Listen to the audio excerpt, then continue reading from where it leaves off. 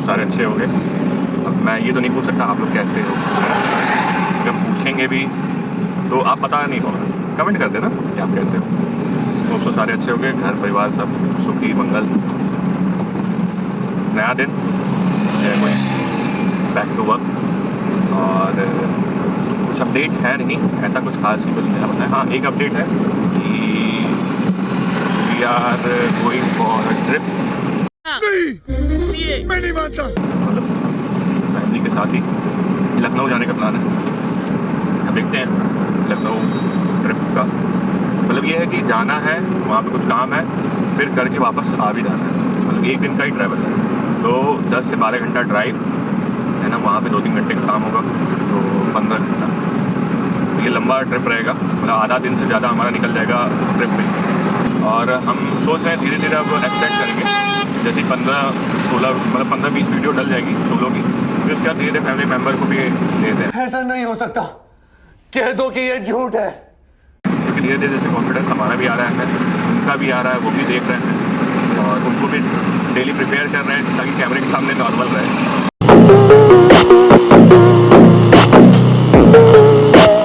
वो तो नॉर्मल है, मतलब कई बार एक्सट्रीम नॉर्मल हो जाता है, एक्सट्रीम हो जाता है कि कुछ भी निकल जाता है। जैसे हम लोग नॉर्मल बात करते हैं घर में, ऐसा नहीं कि सारी चीज़ें हम वो नहीं ना एकदम, हाँ जो है वही हम कुछ ही चीज़ें दिखा सकते हैं।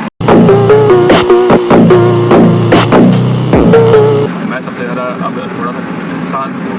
मैं ब्लॉग में दिख रहा हूँ लगातार बोलते रहते हैं, क्योंकि वीडियो कट होती रहती है ना। कई बार देखो कैमरे में अगर मैं चला के दिखाऊँ ना, मतलब अगर अनकट अगर बनाऊँ मैं विदाउट कुछ, तो उसमें ये देखोगे कि कई बार कैमरा में साउंड आता है, मैं सोचता था बोलूँ क्या बोलूँ क्या बोलूँ क्या, बैठ के बस सुनते रहेंगे। ऐसे इतना हल्ला करेंगे, जितना देर पढ़ाते हैं उनको 15-20 मिनट 25 मिनट पढ़ाएं। 1 घंटे की क्लास है मान लो, तो 20-25 मिनट ही पढ़ाना, इससे ज़्यादा नहीं। इससे ज़्यादा बच्चे फिर पढ़ेंगे, उनका दिमाग इधर जाता है। 20-25 मिनट ऐसा भी नहीं कि लगातार पढ़ाओ, नहीं, थोड़ा थोड़ा पढ़ाओ, फिर उसके बाद थोड़ी थोड़ी देर में इनको हंसाओ, उनको नॉर्मल करो, फिर उनको अपने आप से कनेक्ट कराओ। फिर जब वो आपसे कनेक्ट हो जाए, यानी आप वो नॉर्मल हो जाए, फिर से पढ़ाओ। फिर जैसे बोर होने लगे अगेंस्ट टू द सेम। हाँ, ये है कि इंटरवल्स होने चाहिए पढ़ाई के बीच में। 1 घंटे का क्लास है, 45 मिनट का क्लास है, तो इसमें इंटरवल होने चाहिए 2 से 3। तो आपके ऊपर है, क्योंकि अगर हम बहुत ज़्यादा लगातार पढ़ाते रहते हैं ना, बच्चे कैसे बोर हो जाते हैं।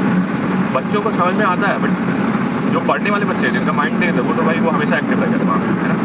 और बाकी जो है वो एक्टिव रहता है 5-10 मिनट के लिए, जब तक वो सोचते हैं कि हाँ मेरे को कंसंट्रेट करना है, यानी मेरे को सिर्फ और सिर्फ पढ़ाई पे कंसंट्रेट करना है। वो ऐसा सोचते हैं, और जब सोचेंगे तो वो क्या करेंगे, कंसंट्रेट करेंगे। जैसे ही 5 से 8 मिनट हुआ, 8 मिनट के बाद बच्चे फिर अपनी दुनिया घूमना स्टार्ट की। फुटबॉल खेल रहे थे तो ये हुआ, खाना खा रहे थे तो मम्मी ने ये बोला था, भाई ने ये बोला था, इसको कुसुम मारूंगा, इसको वो करूँगा, तो वो उनके दिमाग में चलना स्टार्ट हो जाता है। तो ये नेचुरल है, और ये हम लोग के साथ भी होता है। तो हमें पता है कि हाँ बच्चे कैसे कर सकते हैं। देखो, मैं बाई प्रोफेशन टीचर नहीं हूँ, मेरा प्रोफेशन डिफरेंट है। यहाँ पे मैं जो ये एनजीओ में पढ़ा रहा हूँ, ये मेरे खुद के लिए, मतलब मेरे खुद के सेटिस्फेक्शन के लिए। कल को लाइफ में कुछ मैं बड़ा करता हूँ, मेरे पास एक अच्छा सोर्स ऑफ इनकम होता है, मैं ऐसे बच्चों की मदद करना चाहता हूँ या ऐसे लोगों की मदद करना चाहता हूँ जो कि नीडी है। ये हर किसी का सपना होता है, हर किसी का, जिसकी पेरेंटिंग अच्छी हुई है और जिसके अंदर इमोशनल डेवलपमेंट करा गया है, तो वो हर उस बच्चे का सपना होता है कि वो लाइफ में कुछ ऐसा करे। बट क्या होता है कि हम जब कमाना स्टार्ट करते हैं तो हम अपने सपने को भूल जाते हैं। तो वो चीज़ को हम भी भूल गए थे, है ना। बट ये है कि हाँ, जब मेरे को टाइम मिलता था, संडे टाइम मिलता था, मैं करता था। अब यहाँ पे क्या है कि जब से मैं बनारस में आया हूँ, जब से मैं घर पे रह के सारा चीज़ें देख रहा हूँ, तो उसके बाद मेरे पास टाइम है, ठीक है। मैं यहाँ से जाऊँगा, मेरे पास सफिशिएंट टाइम रहता है, 6-7 घंटा यहाँ इधर दे देता हूँ ऑफिस को। उसके बाद फिर मेरे पास पूरा टाइम है। तो इसमें क्या करता हूँ कि अब बच्चे पकड़ना मेरे लिए मुश्किल है अभी, क्योंकि मॉनिटरी नहीं है। ज़्यादा पैसे नहीं होगा तो नहीं कर सकते कुछ, है ना। तो हम क्या किए हैं कि वैसे वही पकड़ लिया, एनजीओ ही पकड़ लिया। वहाँ पे बच्चे पहले से हैं, उनको बस एक अच्छे टीचर की जरूरत है। अच्छे टीचर यानी कि नॉलेज बेस पे नहीं, एक ऐसा टीचर जो उनको समझेगा। अगर बोला जाए तो वो ऐसे बच्चे हैं जिनके पास कुछ है नहीं, उनको ये एनजीओ सारी चीज़ें प्रोवाइड करी है, उनके पास ना पेरेंट्स हैं ना कोई, दे आर ऑल अलोन। और सबसे बड़ी बात वहाँ सीखने को ये मिलती है, कभी भी आपको भी अगर टाइम मिले तो ऐसे बच्चों के बीच में ज़रूर बिताएं, या अपने बच्चों को इनके बीच में ज़रूर लेके जाएं। वो बच्चे जब आपको देखेंगे तो वो खुश होंगे, है ना। हाँ, ये है कि उनको ये लगेगा कि काश मेरे मम्मी पापा भी होते हैं क्या बच्चे। तो अगर आपको कभी भी टाइम मिले तो ऐसे लोगों के बीच में जाइए, बैठिए, बच्चों के बीच में। बच्चे बहुत कुछ सिखाते हैं, बच्चे, मैं इसलिए बोला, मेरी बहुत ही स्टूडेंट है बच्चों को, मतलब ये कि जो 15 ईयर्स 18 ईयर्स से पहले, मतलब 12th तक के जो हैं लड़के स्टूडेंट्स हैं, उनको मैं बच्चे बोल रहा हूँ। उनके बीच में जाइए, आपको बहुत कुछ सीखने को मिलेगा। सबसे ज़्यादा छोटे बच्चों से सीखने को मिलता है। उनके पास कुछ नहीं है, बट ये इतना खुश रहता है, इतना खुश रहता है कि मतलब बस उनको देख लो, बस मन भर जाता है कि हाँ बस सुकून है। बाकी हम लोग के पास सारी चीज़ें हैं, गाड़ी है, मोबाइल है, पूरा सब कुछ सुख सुविधाएँ हैं, पैसे आ रहे हैं, उसके बाद भी हम लोग परेशान ही बैठे रहते हैं। हर किसी के मेरे पास ये नहीं है, मेरे पास वो नहीं है, सभी के पास सब चीज़ें। मेरे पास अभी कार है, अब मेरा सपना है कि मेरे को आगे फिरना है। ये डिज़ायर है ना, मतलब ये सिर्फ डिज़ायर की बात नहीं कर रहा हूँ। डिज़ायर मतलब ख्वाहिशें हैं, वो हमें करना है, बट ये है कि हम परेशान है ना उसको कमाने के चक्कर में।